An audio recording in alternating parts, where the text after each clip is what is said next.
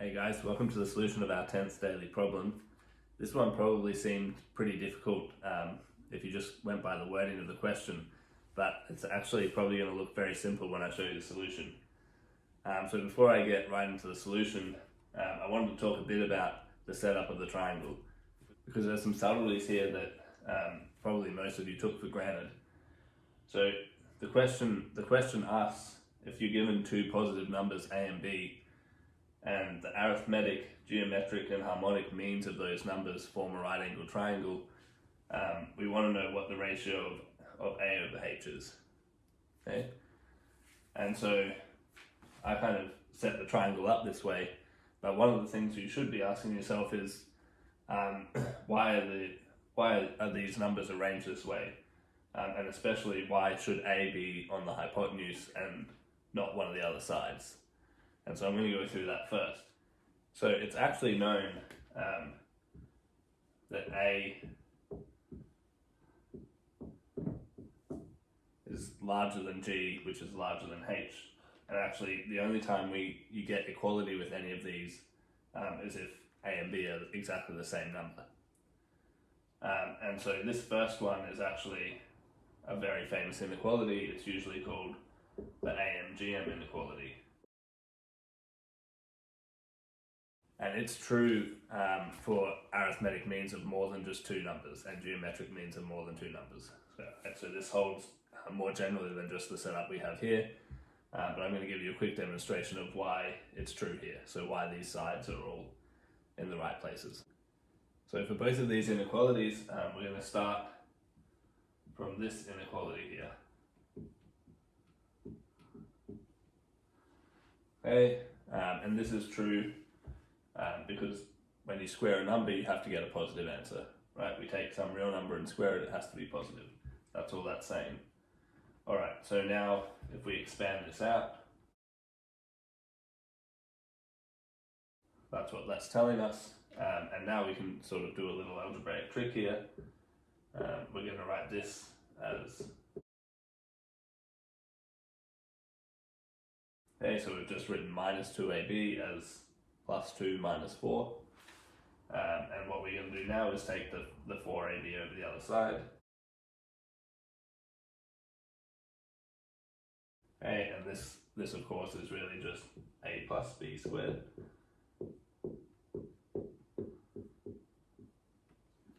And if we take the square roots of both sides, we get this, and then we can just divide both sides by 2,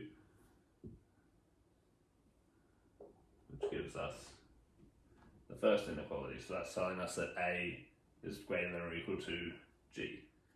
So the second inequality actually follows from the first one, and that's in general. So once you know that Mgm inequality, you can actually use that to show the other inequality, that g is greater than or equal to h.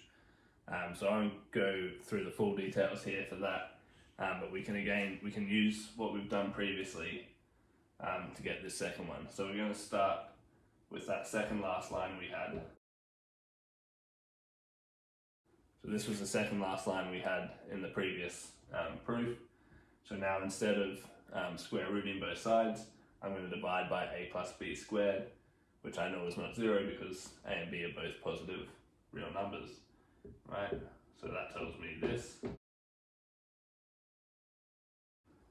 Okay, and so now I can multiply both sides by a times b.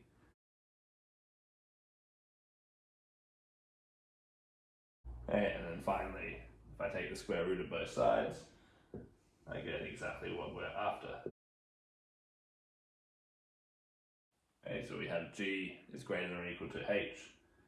Okay, and so that tells us that this a has to be the long side, g is the longer of the two short sides, and h is the shortest side in this triangle.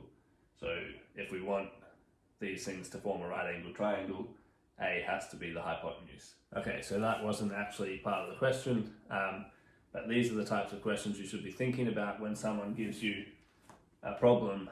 So here there were some inherent assumptions, and you should be questioning those things, asking why does that have to be the case? Right? Why should it have to be arranged this way? Maybe it could have been different.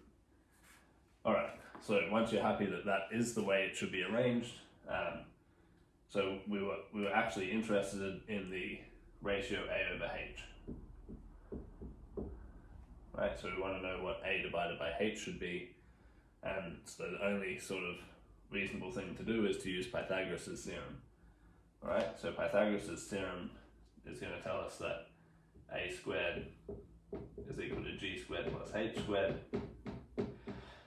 Okay, so then the key sort of thing to realize is that if you multiply A times H, you end up with G squared, right?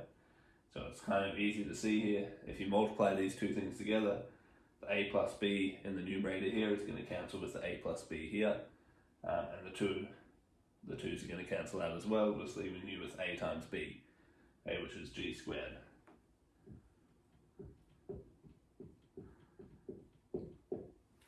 Okay, so if we plug that in over here, we now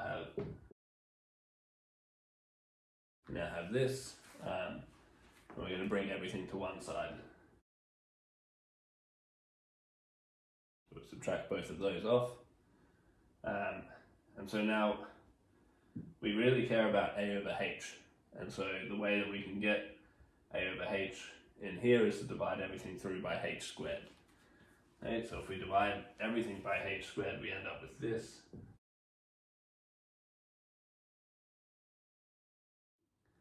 And so if we kind of write this nicely,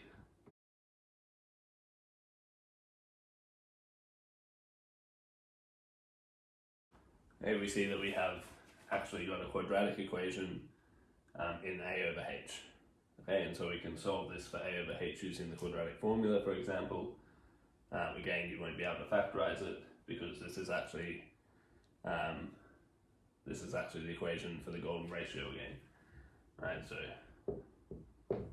if you plug it into the quadratic formula, you're going to end up with this. And we can't take the minus here because we'll get a negative answer, and these numbers aren't negative. Right, so it has to be the positive root, and that is the golden ratio. And so that shows you that this triangle is actually a Kepler triangle, which is the same type of triangles we were looking at in yesterday's problem.